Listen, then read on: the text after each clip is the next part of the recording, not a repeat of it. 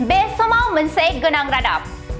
सांग्रां जा रायजो राजा नोंथांमोन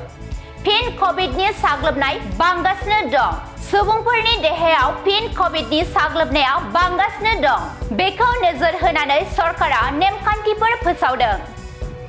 फिन लकडाउन जानो थांगासिनो दं नामा सुबुंफोरा फिन गिख्रंथाव कभिडजों जुजिनो गोनां जागोन नामा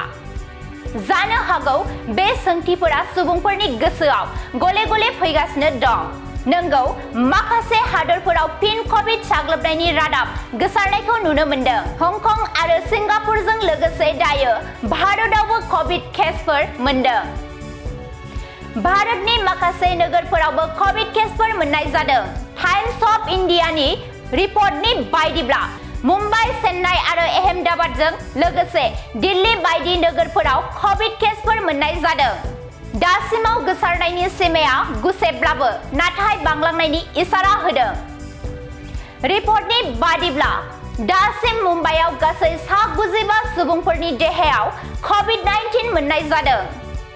आरो थांनाय जानुवारिनिफ्राय दासिम गासै 106 केसफोर महाराष्ट्रआव मोननाय जादों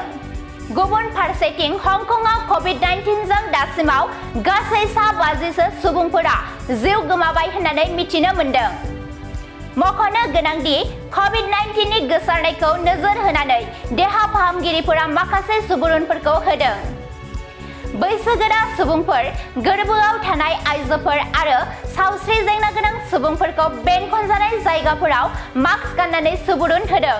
गले गले आखाइ सुनानै उफ्रा सांग्रांथि लानो आरो सन्देरनायखौ होबथानो थाखाय फ्लु टिका थुजानोबो सुबुरुन होदों देहा फाहामगिरिफोरा